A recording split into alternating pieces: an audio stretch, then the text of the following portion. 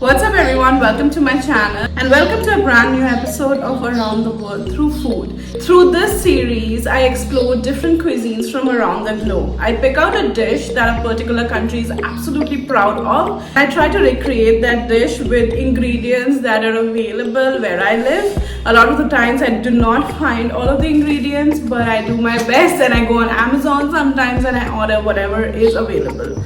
And when I can't, I use the closest possible relative to that particular ingredient.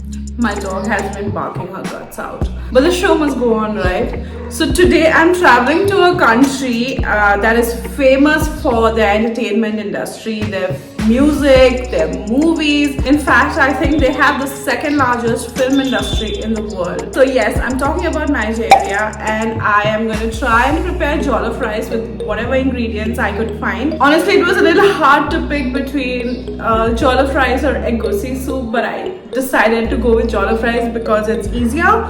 And also, I think it has become kind of like this global thing where everyone is currently cooking jollof rice and everyone is absolutely loving it, as they should. So it was a little hard for me to find out the correct recipe, and I don't even know if I still have the correct recipe with me because I went online and I checked the recipe. Different people use their own different method. Some of them charred their peppers and tomatoes and then blended it, and some of them used a raw puree, boiled it down and then added it to the rice. It was a little hard for me to pick which one to go for, and I think the internet has like two very strong opinions. Some of them are like, in Nigeria we do not roast the vegetables first before cooking it, and some of them are like, that's fine. So I picked the one where you do char the vegetables a little bit. So I'm going with the smoky jollof rice flavor. So I'm gonna char the vegetables first in the oven and then blend them into a puree and then add it to the dish.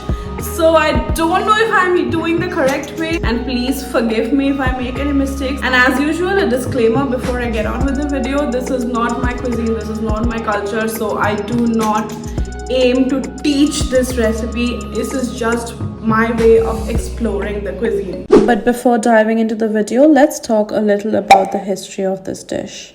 Jollof rice, as we know today, originated in the 1300s under the Wolof Empire in the Senegambia region, which in modern day comprises of Senegal, Gambia and Mauritania.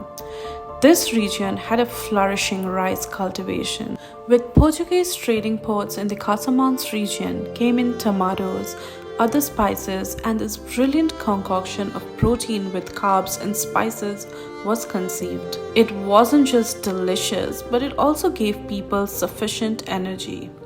And as trading routes grew, people settled in various parts of Africa, and so did this dish along with them. Thus, jollof rice, as we know today, slowly found its foothold as a household name in West Africa. However, there is another version of history surrounding this dish. In the 19th century, Penda Mbaye, the strong matriarch of Chibojan, which is the original name of jollof rice, accidentally created this dish. She was a cook in the Teranga area of St. Louis, and one afternoon when she faced a shortage of barley, she used broken rice that the French brought in with them from Indochina and created a dish with tomatoes, fish, some tubers or root vegetables.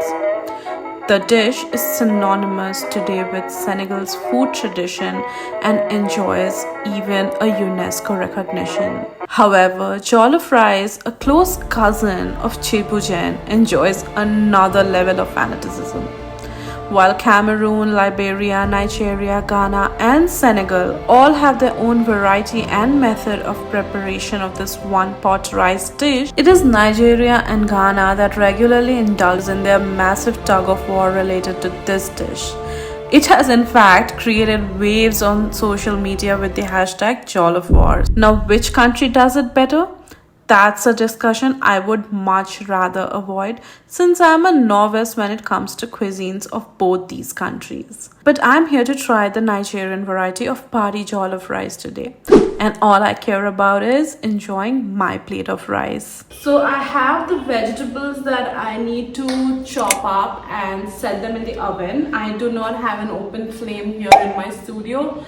So I'm gonna set them in the oven and roast them for a while before blending them out, and then we're gonna go and get on with boiling the chicken. And also for the chicken, I'm gonna roast it as well instead of deep frying it, just to make it slightly more healthy. So yeah, and also I think a lot of people use normal white oil and some people use palm oil. I obviously didn't get my hands on palm oil, so I'm going to use regular vegetable oil. We have some peppers, some tomatoes, onion and garlic that needs to go in the oven. Also, I've seen that people use scotch bonnet in the recipe, but again, we don't get scotch bonnet here where I live.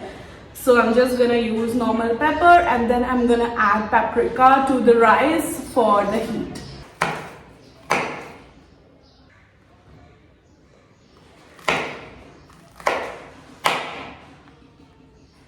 I'm not going to add a lot of onion to this because the recipe does call for more onion. So I'm going to fry the onions and add them before I add the rice. I'm going to use like both of them together. So I'm just going to place them a little here and just like give it a slight drizzle of olive oil because I feel that helps it bake better. So yeah, this is gonna go in the oven for like maybe 15-20 minutes. Let's see. So while this is getting roasted, we're gonna go and start boiling our chicken. Chicken for boil. I'm not gonna add additional salt to it because like my chicken was already marinated. I'm gonna add some thyme. I'm gonna add some stock cube and some ginger garlic paste. I'll also add a little bit curry powder. Look at some fresh bay leaf from the garden.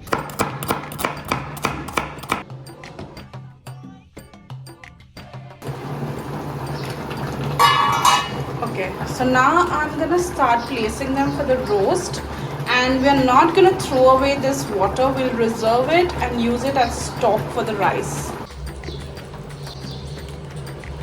I'll just add a little bit. I'll drizzle some oil for some added moisture. Chicken is done about like 90% of the way, and I'll broil it for 10 minutes more before I serve.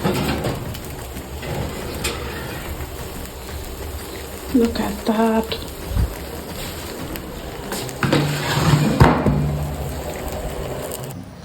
I want to blitz it all up in the mixer now. And the paste is done.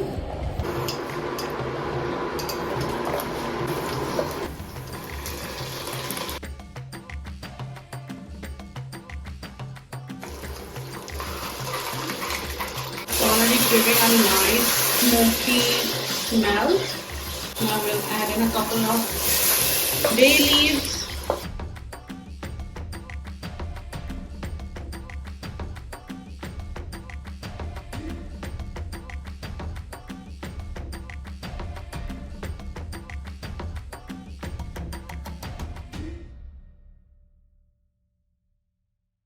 Slowly we'll add in the rice. Adding any additional salt at the moment because these Maggi cubes have a lot of salt. We'll add some fresh onions.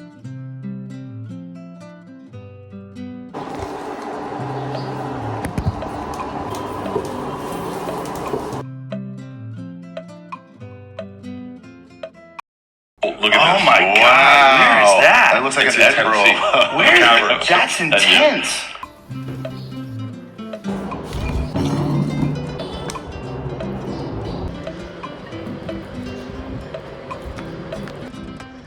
Okay, so I finished my cooking, but I'm on my 19-day Baha'i fast, so I cannot really eat anything before sunset. So I have my mom with me.